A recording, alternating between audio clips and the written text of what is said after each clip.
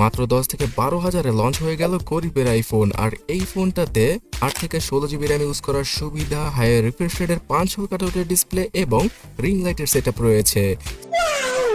এই ফোনটাকে আনবক্স করার পরে পাওয়া যাবে ডিভাইসটি, তার পাশাপাশি ইউজার ম্যানুয়াল গাইড, একটা নর্মাল টিপু কেস আর সিম ইজেক্টর টুল। 10 ওয়াটের চার্জারকে ইনফিনিক্স ফ্রিতে বক্সের ভেতরে দিয়েছে, তার পাশাপাশি ইউএসবি টাইপ সি ডাটা কেবলও পাওয়া যাবে।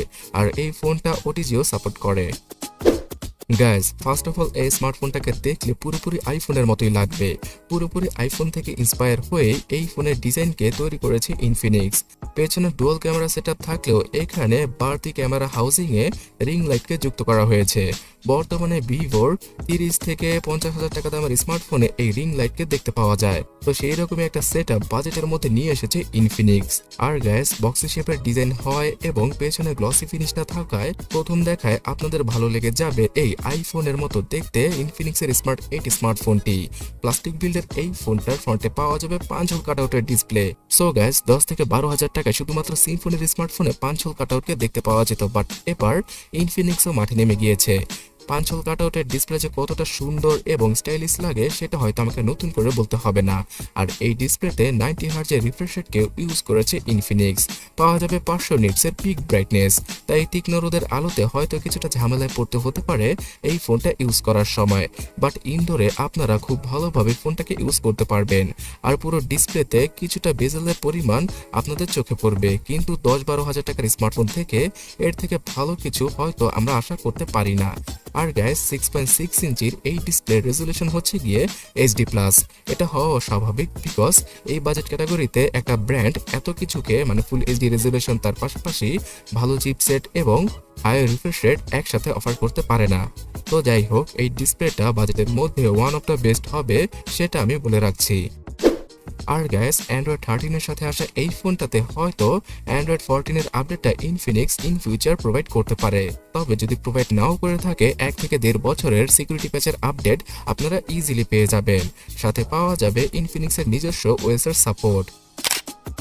এই স্মার্টফোনটাতে রয়েছে 8 জিবি র্যাম এবং 128 জিবির ইন্টারনাল মেমোরি। সো বাংলাদেশের মার্কেটে আমরা 10 থেকে 12,000 টাকায় 8 জিবি র্যামের ভেরিয়েন্টটা হয়তো পেয়ে যেতে পারি। আর এখানে 8 জিবি র্যামের সাথে আরো 8 জিবি র্যামকে এক্সট্রা যুক্ত করে আপনারা তো জানেনই যে ভার্চুয়াল মেমোরি ইউজ করতে পারবেন। তবে এটা হয়তো তেমন একটা কাজে আসবে না মার্কেটিং এর জন্য। 16 জিবি র্যামের ট্যাগটাকে ইনফিনিক্স ইউজ করবে, এটাই স্বাভাবিক। কিন্তু 128 জিবির ইন্টারনাল মেমোরি থাকায় আপনারা বেশি বেশি গান, গেম ইত্যাদি ইত্যাদি ডাউনলোড করতে পারবেন। তাছাড়া আরও 512 জিবির ইন্টারনাল মেমোরিকে এক্সট্রা ভাবে যুক্ত করা যাবে এর ট্রিপল কার্ড স্লটে, মানে 2টা 4G সিমের সাথে একটা এসডি কার্ডকে আপনারা ইউজ করতে পারবেন এই ফোনটায়। আর বাজেট ক্যাটাগরির স্মার্টফোন হওয়ায় এখানে eMMC 5.1 এর ইন্টারনাল মেমোরিকেই ইউজ করেছে ইনফিনিক্স, যেটা একদমই স্বাভাবিক। তবে গ্যাস, পারফরমেন্স সেকশনে ইনফিনিক্স হাইলাইটেড কিছু করতে পারেনি। যদি ইউনিসকের T616 অথবা মিডিয়াটেকের হেলিও G85 কে ইউজ করা হতো, তাহলে এখানে ইনফিনিক্স খুব ভালো কাজ করত, এটা আমি বলতে পারতাম। বিকজ ইউনিসকের T606 এই চিপসেটটা এখন সকল 10 থেকে 12,000 টাকার স্মার্টফোনে পাওয়া যাচ্ছে। ইনফ্যাক্ট সিম্ফনির 9,000 টাকা দামের স্মার্টফোনেও এই চিপসেটটা ইউজ করা হয়ে থাকে।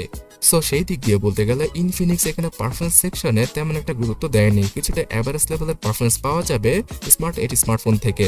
তবে যারা কিনে এই বাজেটে স্মার্টফোন কিনে থাকেন তারা পারফরমেন্সকে অতটা গুরুত্ব দেন না, ঠিকঠাক মতো ফোনটা চললেই হলো। তো তার জন্য 8 জিবি র্যাম যেহেতু থাকছে, তার পাশাপাশি এই চিপসেটের মাধ্যমে আপনারা ফেসবুক, হোয়াটসঅ্যাপ, ইমো অথবা ইনস্টাগ্রাম, টিকটকের মতো অ্যাপগুলো ইজিলি ইউজ করতে পারবেন। তবে সেই অ্যাপগুলোর লাইটার ভার্সনকে ইউজ করলে সবচেয়ে ভালোভাবে এই ফোনটা ইউজ করা পসিবল হবে। আর না হয় 2 থেকে 3 মাস ইউজ করলে ফোনটা কিছুটা স্লো হয়ে যাবে। আর গেমিং এর কথা বললে এখানে হাই গ্রাফিক্সের গেমগুলো ইনস্টল না করলে আপনার জন্য বেটার হয়। তবে ফ্রি ফায়ার গেমটা আপনারা ইজিলি খেলতে পারবেন, আর পাবজি লাইটের মতো গেমটা ইজিলি প্লে করা পসিবল হবে।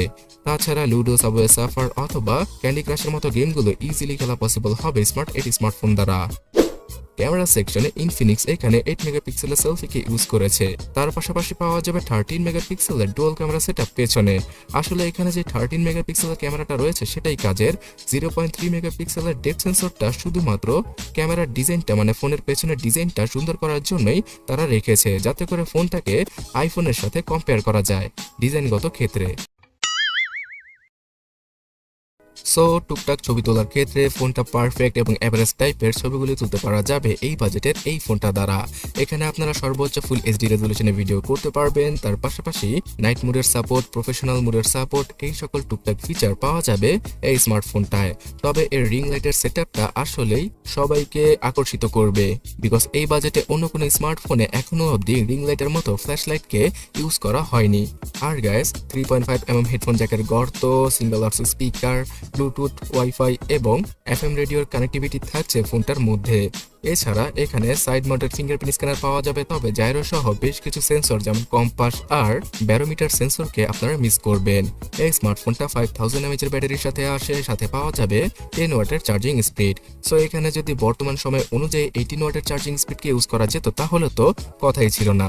তাই যারা কিনা এই ফোনটা কিনবেন তাদের অনেক বেশি ধৈর্য থাকতে হবে, আর না হয় রাতের বেলা ফোনকে চার্জে লাগিয়ে ঘুমাতে হবে, বিকজ এই স্মার্টফোনটা ফুললি চার্জ হতে প্রায় 2.5 থেকে 3 ঘন্টার মতো সময় নেবে। এছাড়া gas timber black, shiny gold এবং গ্রিন আর হোয়াইট কালারের সাথে আসে ইনফিনিক্সের স্মার্ট 8 স্মার্টফোনটি। এর হোয়াইট কালারের ভেরিয়েন্টটাই আমার সবচেয়ে ভালো লেগেছে, পুরোপুরি আইফোনকে রিপ্লেস করতে পারে এই ভেরিয়েন্টটা। অলরাইট, পরিশেষে বলতে গেলে ইনফিনিক্স স্মার্ট 8 স্মার্টফোনটার ডিসপ্লে, ক্যামেরা এবং পারফরমেন্সটা অনেকটাই ডিসেন্ট লেভেলের। এছাড়া 5000 mAh এর ব্যাটারির মাধ্যমে আপনারা 1 থেকে 1.5 দিনের মতো ব্যাটারি ব্যাকআপ ইজিলি পেয়ে যাবেন নর্মাল ইউসেজে। তবে এর সবচাইতে হাইলাইটিং ফিচার হচ্ছে গিয়ে এই বাজেটে 8GB র্যাম দেওয়া, এছাড়া এর আইফোনের মতো ডিজাইন। সো এই সকল কারণে ইনফিনিক্স স্মার্ট 8 স্মার্টফোনটা 10 থেকে 12 হাজার টাকায় বাংলাদেশের মার্কেট কাঁপাবে।